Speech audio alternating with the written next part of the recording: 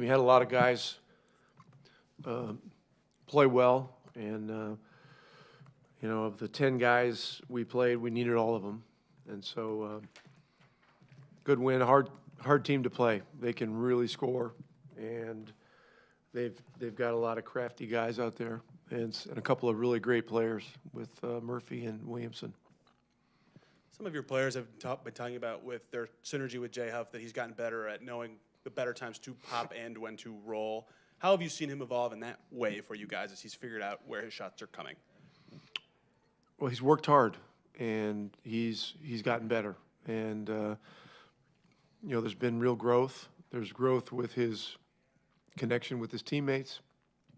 And, you can see where the progress has been made. His level of conditioning is at a much higher level than it was when he first got here. He's feeling the game that we play better and better all the time. I think he got a few rebounds tonight. 9 rebounds. I mean, that's real value to our team. I mean, I know he had the career high points and all that, but people got to quit focusing on reverse dunks, and they got to focus on what real productivity is, and that's rebounding, it's rim protection, and it's doing the things that are winning things for his teammates. This question goes a little bit against what you just said, but he's never even made 10 shots in a game before, and he made 10 twos tonight. We ask a lot about his three-point shooting, but where have you seen him find his spaces around the basket more of late? Well, it's all about timing. This is a team that was doing a lot of switching, so there were opportunities to get the ball into them with smaller guys. Game to game, teams throw different schemes at you. They throw different looks, and there's real progress here. So that's great. It's great, but you know how these things are.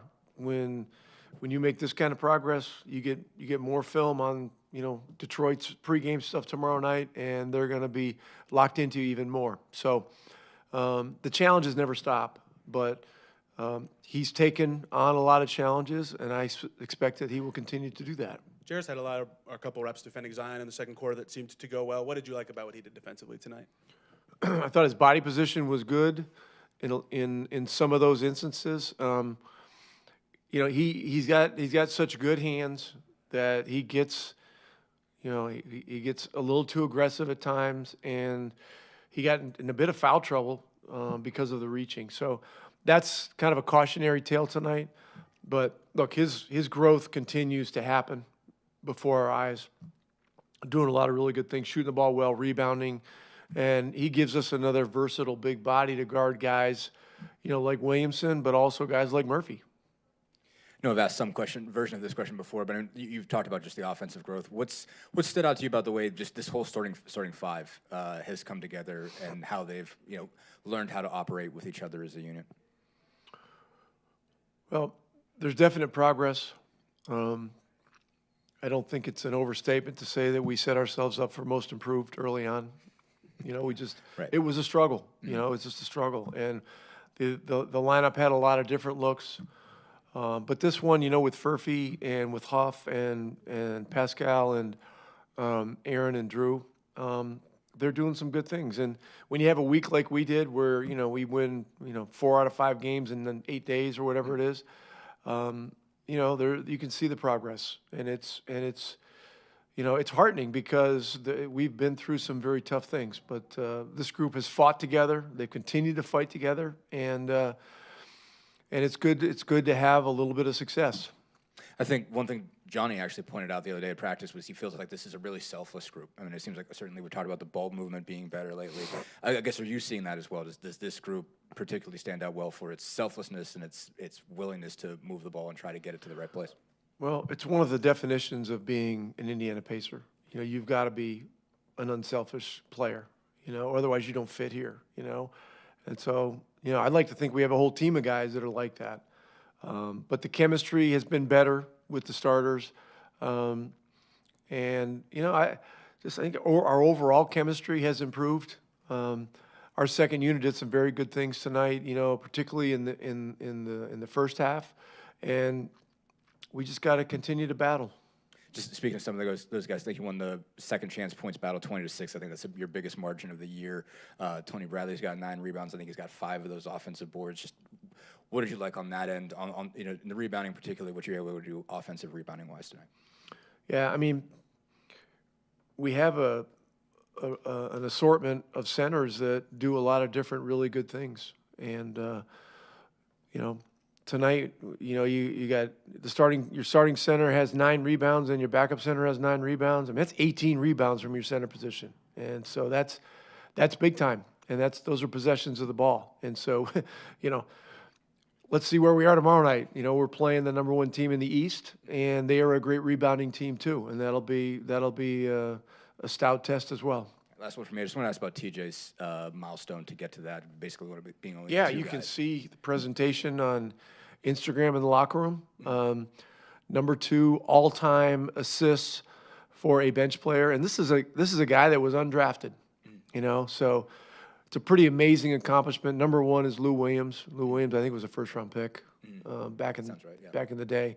Lou's a great player in his own right, and I don't know if TJ's behind him by a couple hundred assists, but I wouldn't bet against him.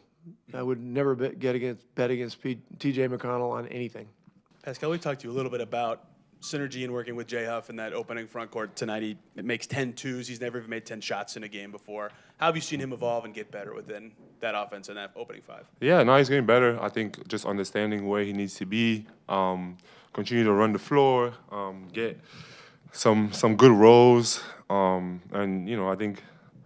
I think he's a shooter. So I think sometimes he forgets that he's 7 feet. So just get down there, get some dunks, some of those tricky ones.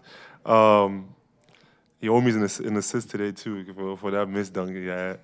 But nah, I think he's just playing free, shooting the open shots, playing hard, running hard, and then also getting those rolls, and he's able to get buckets. Just because you brought it up, we've asked a lot of your teammates this. Have you ever tried one of those? I reverse definitely dunks won't. he does? Yeah, I don't think I can do that.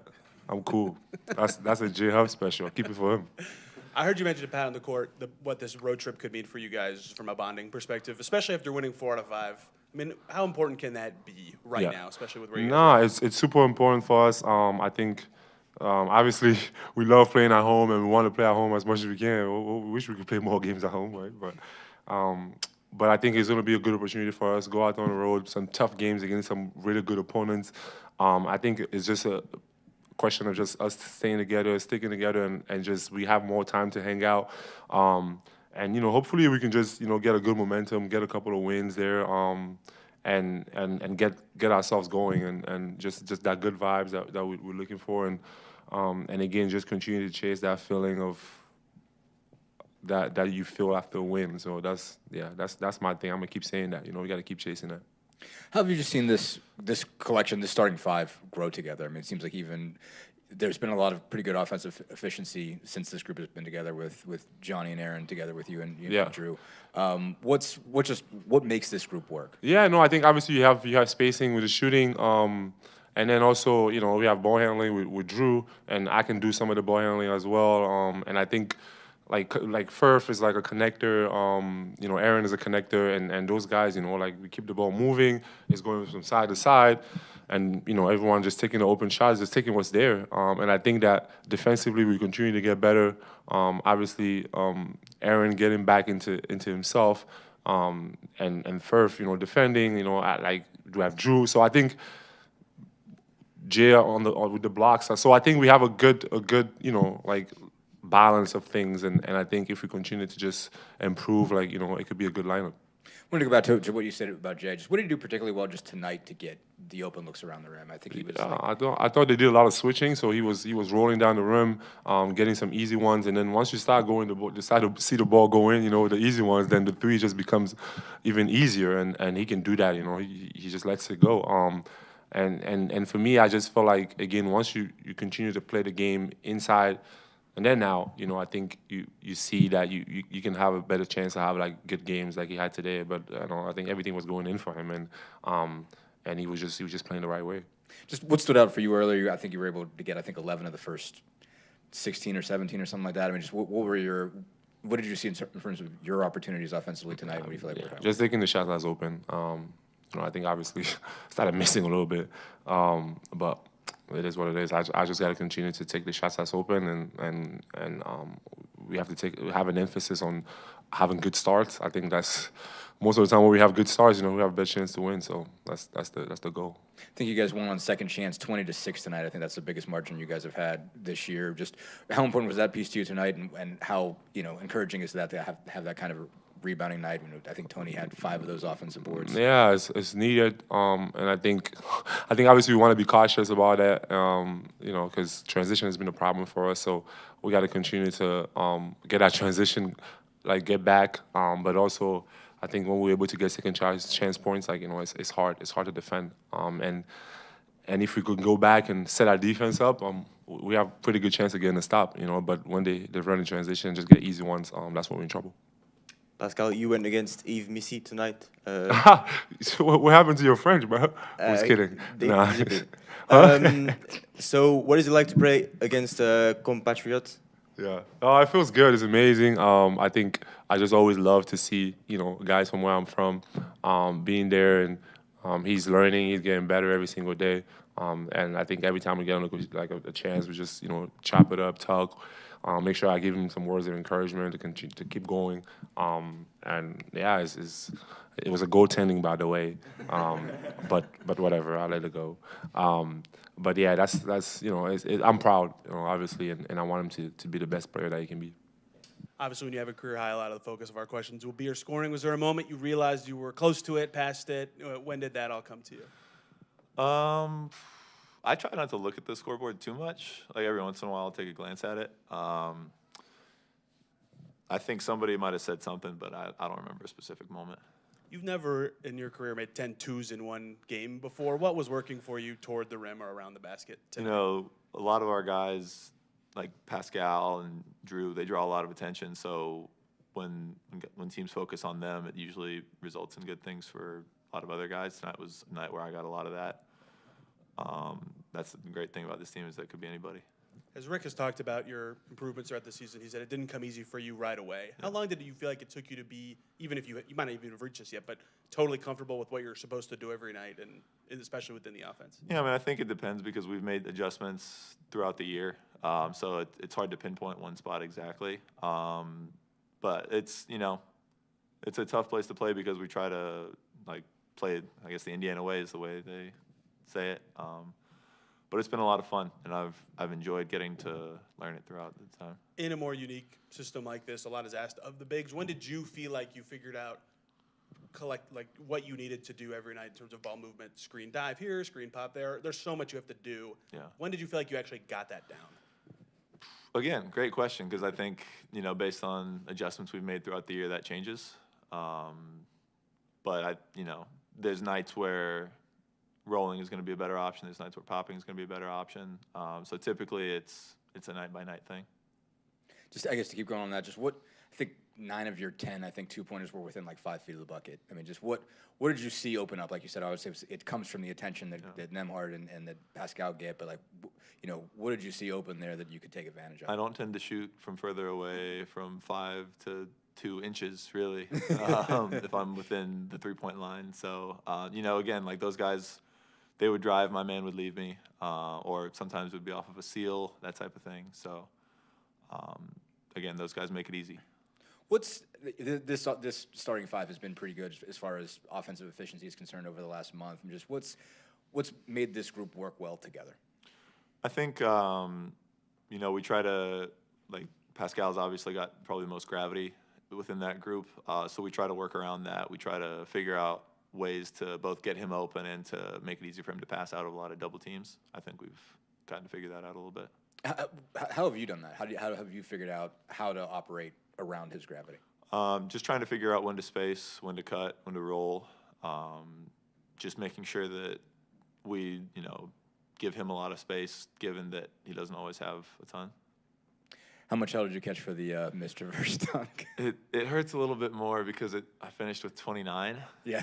I had to make I got another opportunity to do one, and I finished it pretty immediately after. That made me feel a little better, but I probably should have gotten chewed out more, if I'm being honest. I felt Obi's going to hate me for saying this, but he told me about it, so I'll bring it up. I feel like Obi missing his signature between the legs dunk in New York. He told me about that from a few years ago. It very much felt like that because it's like a signature thing, and Right. you can't miss your signature. So I'll hope that we can scrub that from the internet. At what point when you were up there did you decide to start twisting? 'Cause Oh, well, you were I almost don't there. even. I was close, but I don't even know if I would have made it dunking it normally. I mean, I took off You from don't pretty far away. Yeah. And I was up there, and I was like, "Oh, I could do it. Really get the team going." And then I realized I was nowhere close enough, and I was like, "Lay it up, no, nothing." But, oh well. I think TJ gets to 3,000 assists off the bench. I mean, just to be one of only 2 guys that's done that, what impressed you about just that accomplishment? Crazy. I had no idea that was coming. I assumed that he's had a lot of assists throughout his career, but that number is ridiculous. Who's the other person? Lou Williams. That's cool. That's a cool group to be a part of. And the way he plays, the way he is just such a willing passer as well as scorer. He's been really fun to play with.